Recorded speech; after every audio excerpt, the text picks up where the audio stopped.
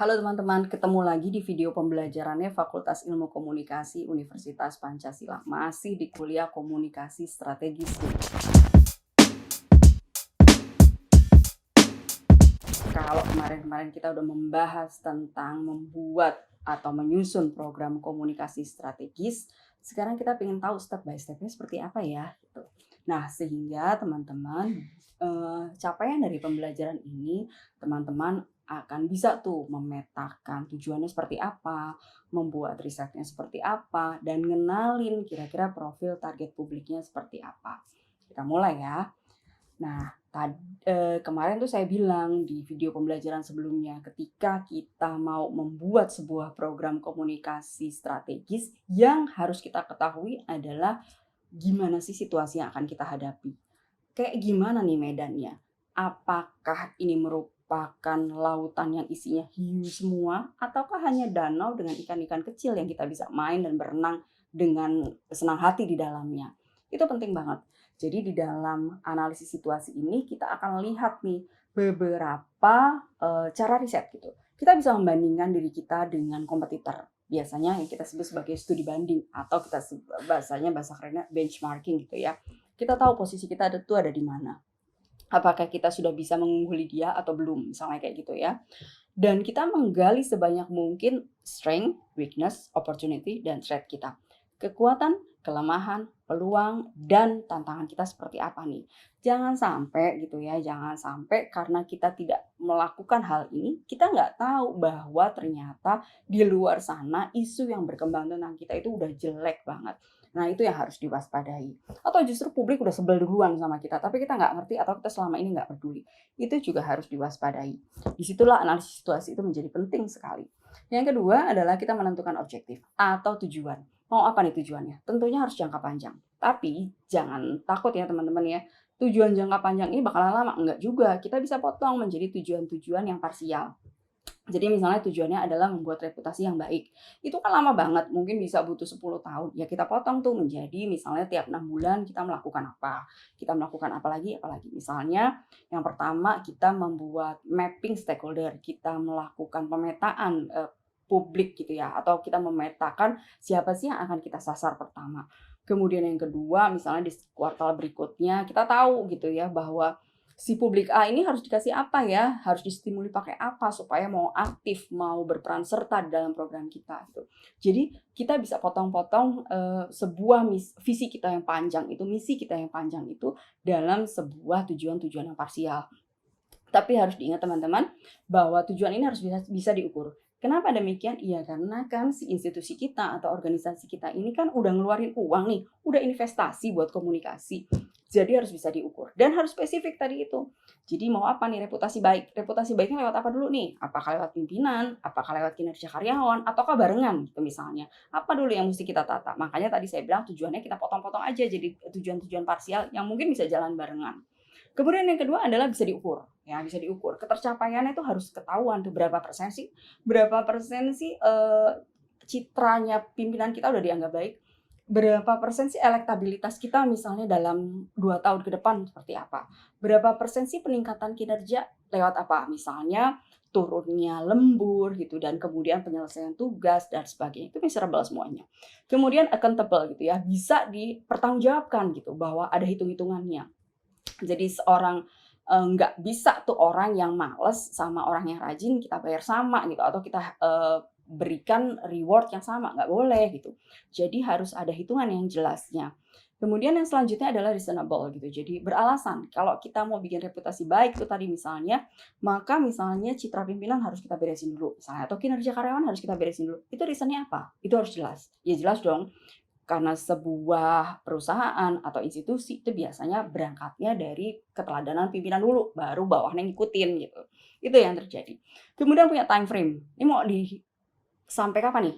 Periodenya kapan nih? Dari bulan apa sampai bulan apa? Berapa bulan sih ini di sini nih gitu ya. Misalnya mau bikin citra yang baik dari si pimpinan kita. Berapa bulan sih kira-kira gitu. Takutnya besoknya udah ganti pimpinan lain gitu. Nah, itu harus dipikirin tuh. Kemudian kalau kinerja baik itu berapa lama sih gitu ya. Misalnya ASN nih ya. Berarti kan akan lama dia tinggal di situ atau dia lama bekerja di situ. Berarti kita bisa panjang tuh time frame-nya. Jadi artinya bisa berkelanjutan. Itu yang soal tujuan. Kemudian yang selanjutnya adalah kita mengenali profil target publik kita. Caranya dengan gimana? Segmentasi yang paling gampang. Apa sih segmentasi itu? Segmentasi itu ketika kita tahu dan kita menyasar kelompok-kelompok homogen yang kita anggap memiliki kesamaan kebutuhan, kesamaan karakter, terus juga punya kesamaan respon gitu. Jadi kalau kita kasih sebuah stimuli, dia bisa merespon hal yang sama. Itu juga penting tuh ya, terutama kalau dia juga punya respon yang sama dalam belanjain uangnya. Nah itu biasanya konsumen yang kita sasar. Nah, kemudian teman-teman, segmentasi sendiri itu bisa terdiri dari banyak sih sebenarnya ya, tapi saya kasih tahu 4 aja nih kurang lebih. Pertama adalah segmentasi berdasarkan demografi, yaitu berdasarkan ciri fisik, misalnya umur, seks, kemudian pendidikan, pekerjaan, pendapatan, agama, dan sebagainya. Kemudian geografis, berdasarkan desa kota gitu misalnya, kemudian negara misalnya Asia, Afrika, dan sebagainya. Kenapa? Karena memang punya beda nih gitu ya. Mereka punya beda responnya. Contohnya misalnya ketika pemerintah bikin program vaksin, ya kan, itu kan sebenarnya beda ya geografinya, kemudian demografinya juga beda tuh. Bikinnya bertahap misalnya gitu. Kelompok rentan dulu, baru kemudian kelompok-kelompok lainnya. Secara geografis juga dilihat, oh yang kota dulu nih, karena apa? Kota biasanya lebih terpapar lebih banyak gitu misalnya, sehingga vaksin duluan. Terus kemudian secara psikografis apa sih? Berdasarkan gaya hidup kita gitu. Gaya hidup kita itu bagaimana kita menghabiskan uang dan waktu luang kita. Jadi misalnya kemana sih dia biasanya nongkrong gitu ya. Kemudian medsos apa sih yang dia pakai gitu, dan kemudian dia biasanya bagiin konten apa sih, itu biasanya berdasarkan psikografisnya. Teman-teman, sekarang ini hampir semua institusi, terutama institusi yang berorientasi profit, memikirkan betul psikografis ini gitu, dan biasanya itu tercermin dari konten-konten medsos yang diunggah oleh publik sasaran mereka. Dan kemudian segmentasi yang keempat adalah berdasarkan behavioristik. Apa sih behavioristik? Pengetahuan gitu. Sikapnya dia, preferensinya dia, misalnya politik gitu. Apakah publik kita ini cenderung vokal gitu? Apakah atau cenderung biasanya biasa aja kok gitu? Apakah publik kita ini concern terhadap masalah sosial ataukah masa bodoh gitu?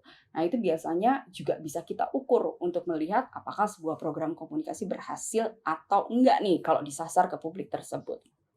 Kemudian yang ketiga adalah step ketiga nih di dalam komunikasi strategis adalah membuat positioning. Tadi mungkin setelah target, setelah segmentasi kita tahu nih positioning-nya apa, karena kita udah tahu nih si targetnya nih siapa nih, target publik kita nih gitu ya. Positioning itu sebenarnya adalah menempatkan citra atau persepsi tertentu, bisa produk, bisa tentang perusahaan di benaknya konsumen, di benaknya publik gitu. Sehingga mau produknya sekeren apapun gitu ya, tapi kalau komunikasinya nggak benar, maka bisa gagal di aspek positioning ini gitu. Jadi teman-teman, misalnya Anda mewakili seorang politikus gitu, mau produknya ini, produk politikus ini keren banget, tapi kalau komunikasinya salah, ya bisa keliru juga gitu. Jadi positioning ini sangat menentukan atau sangat ditentukan juga oleh program komunikasi yang dijalankan gitu. Kenapa sih? Karena biasanya seseorang itu akan memilih, akan bertindak, akan suka dengan sesuatu yang berasosiasi dengan dirinya, gitu misalnya. Oh, kalau saya misalnya adalah rakyat biasa, tentunya saya nggak senang dong gitu ya. Misalnya politikus yang sok kaya lah, apalah ini itu gitu misalnya ya. Nah itu juga menjadi hal penting tuh. Jadi kita harus gimana sih? Kalau kalau yang akan kita sasar adalah rakyat biasa gitu misalnya, orang kebanyakan harus ngomongnya kayak gimana sih? Itu juga menjadi penting tuh di dalam positioning.